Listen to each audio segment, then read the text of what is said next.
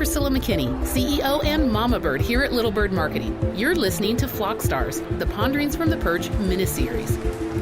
In this season of Flock Stars, we're showcasing amazing people who attended the 2018 Women in Research Executive Retreat. You'll get to hear from these market research experts in short, bite-sized episodes.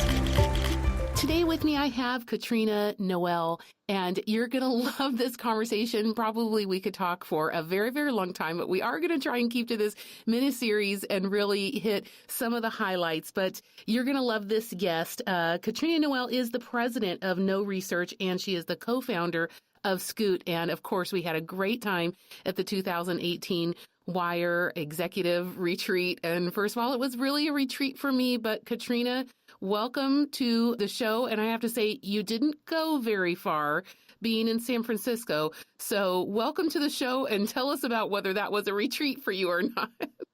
Thank you. Thank you for having me, Priscilla. I tried to make it one. It was a bit difficult to do when we could almost see the office from the back deck of the facility, but it was a mental retreat. Let's put it that way. Okay. I like that. Well, we were in Tiburon, and I mean, it's just totally gorgeous. But for me coming so far for the retreat, yeah, it's easy to unplug. But hopefully people honored your bit of space that you needed to create. But it was juicy, great content, right? It was fantastic. This year we had a kind of bonus half a day. Also, because I was at the retreat in 2017 as well. And it just even more thoroughly kind of put a great cap on the event with that extra half day. I thought so too. And not quite everybody could make it to that last half day, but I found that morning so packed full because we just got in jam-packed into this room and really started riffing off each other and, just honestly putting on the table, hey, this is what I need help with. It was so cool. You had a lot of great insight in that morning, too. It was just a great time to put brains together. Yeah, that is a room of some pretty crazy brains, I have to say. So, but I wanted to start with something just a little bit more personal since people didn't get a chance to lounge around in Tiburon with you like I did. But a little bit more personal, I thought, let's start with what you would consider maybe a superhero power. What do you bring to the table? And you could do this personally and professionally, but you have a lot of experience, really driving a company with profit. But what is your actual superpower in all of that? Superpower is a very difficult question. I have a lot of superpowers that I would like to have. Oh, what would you like to have? That's a good one. Well, I think it kind of goes with the superpower I've cultivated. So I usually tell people I'm time zone agnostic. So whatever time it happens to be and wherever I land and wherever the client is, that's what time it is for me. I sort of don't believe in jet lag. And that's only to make up for the fact that my superpower is not dividing myself into 4 versions of myself to be everywhere I need to be. So I think I would sign up for any superpower that expanded the day and gave you more time in more places at once, but I do what I can. Right. Well, I love it. And even the speaker that we had at WIRe Exec, Anise Kavanaugh, about being present, that's part of a superpower of not having jet lag. It's like, if I'm here, this is where I am. That's another way of looking at it. It's true, because you do just have to plant your feet on the ground where you end up, because when life pulls you a number of different ways, it doesn't mean that you can't be less present in any of those given situations. So yeah, that's definitely part of it too. Consider yourself lucky hearing this announcement. I guess you must be living right or something. We had so much fun imagining this amazing Flock Stars Women in Research miniseries. Then we got to actually see it come to life. And we hope you do not miss an episode, because these are truly epic women. But we wanted to celebrate by doing something really cool, so we thought of this crazy idea, and we're going to do a giveaway. We put together a prize package. It is full of amazing stuff you actually want. Trust me. So for starters, you'll get 2 books from the speakers that we featured in the WIRe Exec Retreat. Nilofer Merchant's book will be first, The Power of Onlyness, Make Your Wild Ideas Mighty Enough to Dent the World, and Contagious Culture. Show Up, Set the Tone, and Intentionally Create an Organization That Thrives by Anise Kavanaugh. They were amazing speakers at WIRe Exec Retreat. I know you're going to love those books, but we're going to throw in more. We love rad women worldwide, artists and athletes, pirates and punks, and other revolutionaries who shaped history. I'm going to throw that in. We're great friends with another epic woman, Sarah Marshank. We're going to throw in her book, Being Selfish, and also Pause, Harnessing the Life-Changing Power of Giving Yourself a Break by my dear, dear friend, Rachel O'Mara. I'm also going to throw in one of my favorites, a book called Porn for Women. Now, this book is not what you think it is, but trust me, you will laugh so hard reading this book, you will cry. I know we'll throw in some Little Bird marketing stuff, a t-shirt, a tote bag, and some other things like that. And all of our friends that we talked to about this cool giveaway off the cuff started sending things in. So every day this prize package is growing and it'll be fun. So just go to littlebirdmarketing.com/badasswomen and you can enter to win. It's as simple as that.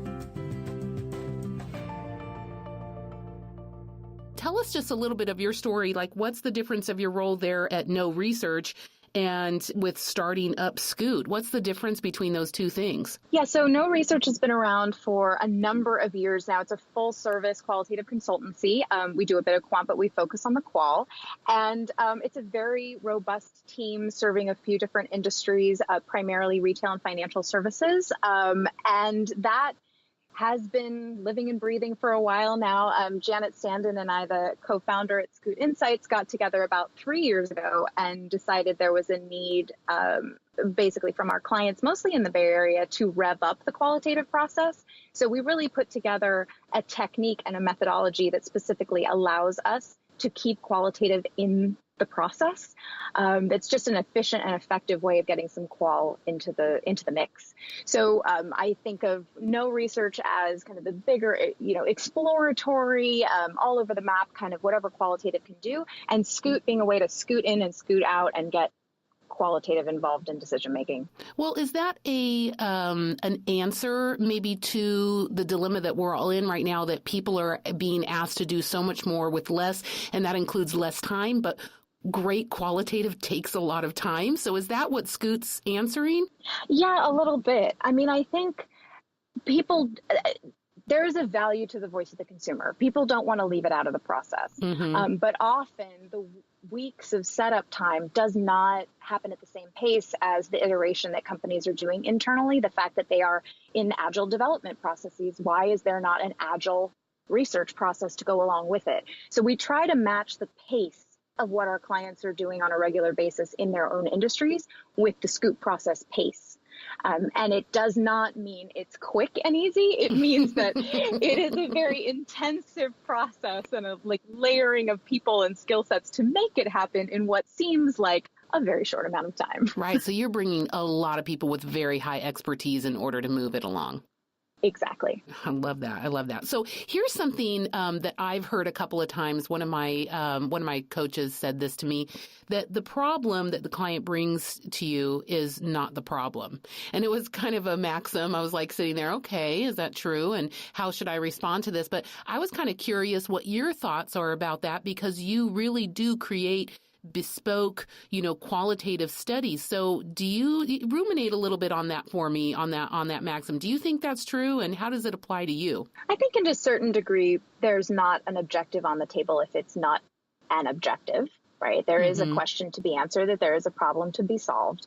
But I think this is where we as third-party researchers really have a role to play still in our kind of lack of bias, lack of being in the weeds of that problem, is that we uncover things during the research process that may seem tangential at first to that primary objective, but play such a role in the complexity of the situation. So when we build a project to answer an objective, things come up along the way. And I think it's something that we always spend a lot of time telling our clients, that this needs to be a collective iterative process. You, client, need to be in the works because you have a certain level of expertise in this industry. This is what you live and breathe every day. But we have to then have a conversation between you and us as the researchers that are uncovering things that you may not be aware of and that affect what the answer is or what the problem you're going to solve. So I think it's a dialogue.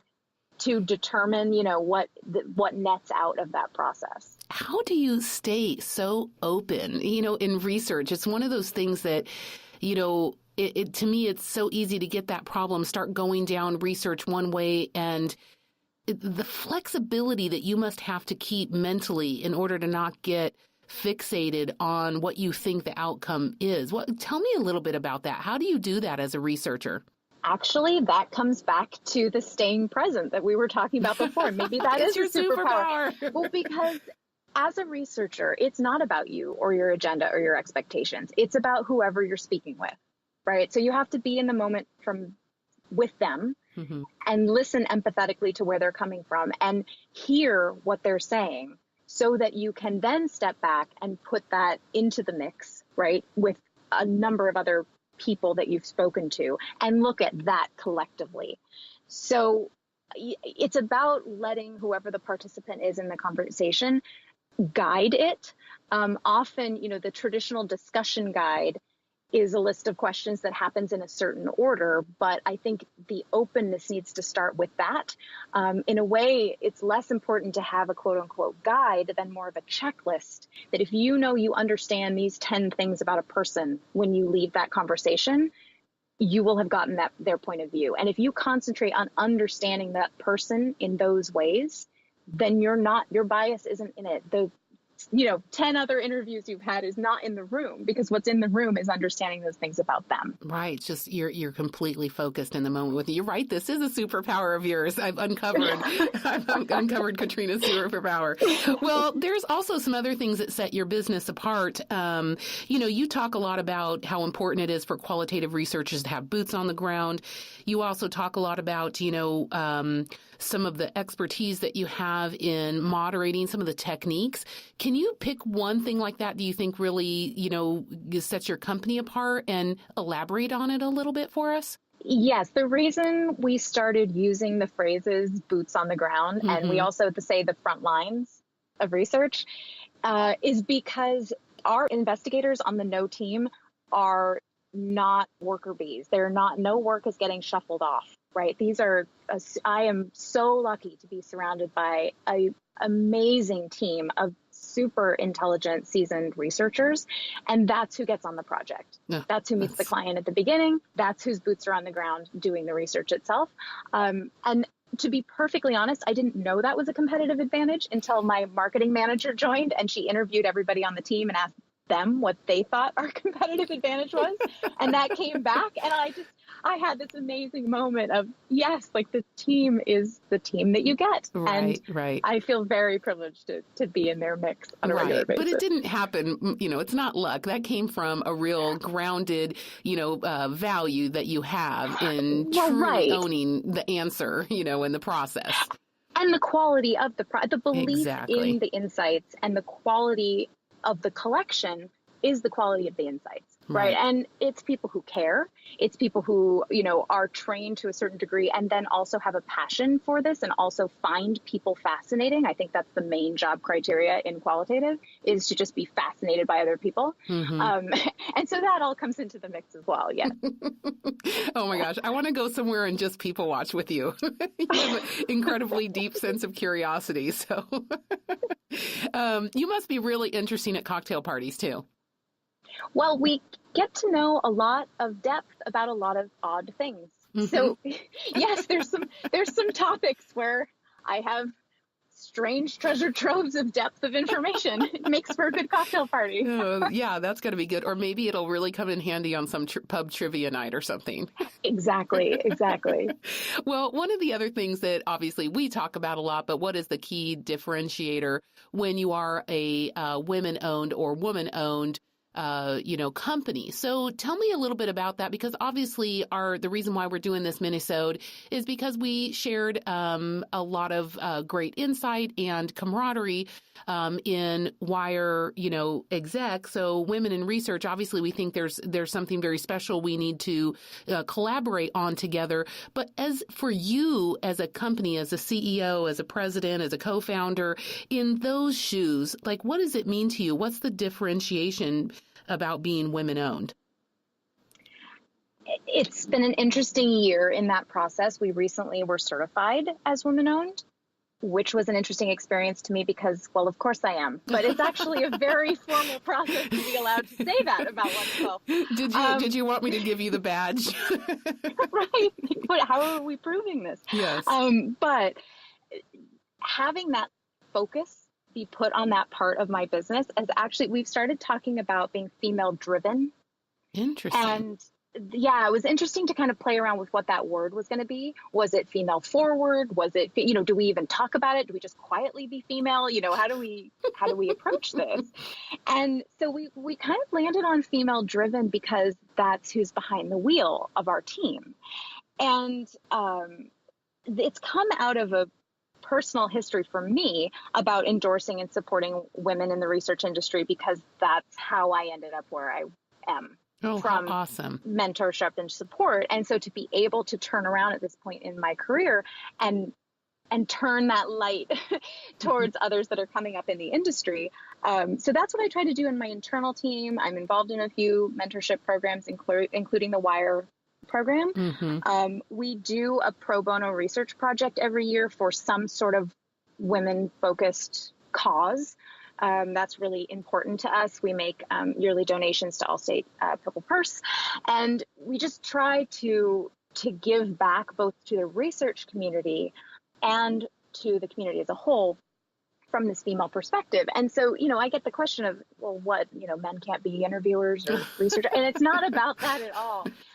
It's really just about the community that I grew up in and that I've formed, and the amazing asset that we are.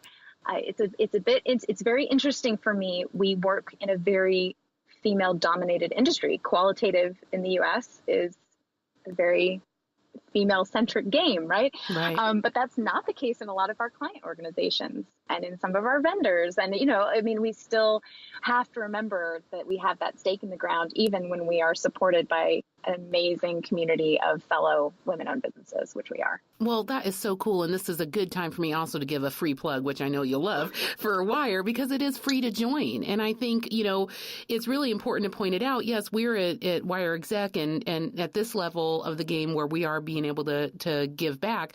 The WIRe execs, we do pay in, but that's because we are at a place where we can give back. But just to join WIRe, it is completely free. And I think that's such a cool part. But I'm happy to hear this about, you doing the pro bono work for another women-owned organization. Is there one you want to share that was really successful, or? Yeah, we've done a lot of work locally with Women Inc., which is an organization, basically a next step if women are getting out of a bad domestic circumstances. Where do they go? And it's an organization that provides assets and networks and tools for them to take the next step. And we ended up coming in and working with them on their volunteer program, because they were reshaping their volunteer program. And so we did a lot of work with the volunteers on the transformation of that program to attract and retain more volunteers within the group. So things like that, where, where all of these organizations that are either a nonprofit or women-owned or both still have operational, organizational, business problems, issues, concerns, that still benefit from research. So we try to put ourselves out in that way, that, this is what we do. Can we do this for you? Is there any problem that you need to solve in your organization that we can help with? Well, I love that. And what I also hear from you is that the drive that you have, both in the being female driven and also the pro bono work, that this is all coming from a real deep sense of gratitude. There's been people who have helped you along the way, and so you're turning around and helping other people. That is such a cool motivation, and it comes out in the spirit of the way that you do things. And I really appreciate that about you. So let's talk a little bit about the actual meeting, the WIRe Exec Retreat, which was so crazy great. But what did you personally get out of it this time? Was it a little bit different than the last time for you? Or share maybe an insight you got so that people can maybe, look from outside through the window and get some juicy piece of goodness. Well, I will say that this was my second year, and I was more prepared this year. It is intense, isn't it? Yes, for the degree of laying your cards on the table in front of a group of your peers in a very open, honest way, and going through a lot of exercises and listening to a lot of content it's emotional, it's challenging. It makes you take a notebook full of notes about things you have to do in your life, right? And then the encouragement is, wait, you don't have to do all of this, like assess what is going to feed you, right? And what you are going to tackle in the next year and set some goals around it. So the first year, I think I really was thinking of it as, I don't know, a networking event, and, it's going to be good for the business, blah, blah, blah. And then I realized, I have to show up. Like, I personally have to put myself into the mix. And so this year I was really excited about being able to do that, not be surprised by it, but being able to really set some goals in what I could accomplish in the next year, what I wanted to, what my life wanted to be like, where the businesses should be going, and to just use that time for me and to think about next steps and growth around like a very supportive community who's all trying to figure that out too. But the nuances, when we say our goals at the end of it for the next year, hearing how diverse and where everybody is in their life and how much that affects their goals for their business, it's just a treat to be present for that sharing. Yeah, for sure. And like you said, some of them are very personal goals, some of them are very professional goals, but I feel very supported on both of those, both levels. Exactly. It's such a cool mix. And supported in the fact that both of those levels exist. It's important to support that, right? Just that they're both in the room. Yeah, absolutely. Well, as you're, growing a company really in the throes of really getting it to, that what is the ideal, because you're face it. I mean, you're past the brutal startup, by far. And so this is really a point where you can think, but what else for me? What else could be here? What could be ideal? And those were some really cool conversations, I thought.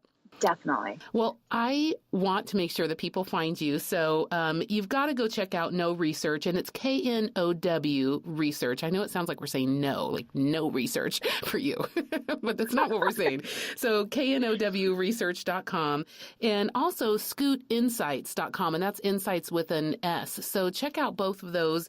Katrina Noelle is the president of No Research, but the co-founder of Scoot. So I think it'd be fun for you to go look at both of her sites there and see the difference. So Katrina, thank you so much for joining me on this small little mini-sode and recapping some of the goodness that came out of the WIRe exec meeting. I really appreciate it. Of course, my pleasure. I hope you enjoyed this episode of Flock Stars. We'd love to hear from you, so be sure to give us a review and rating on iTunes or wherever you downloaded this podcast. Happy marketing!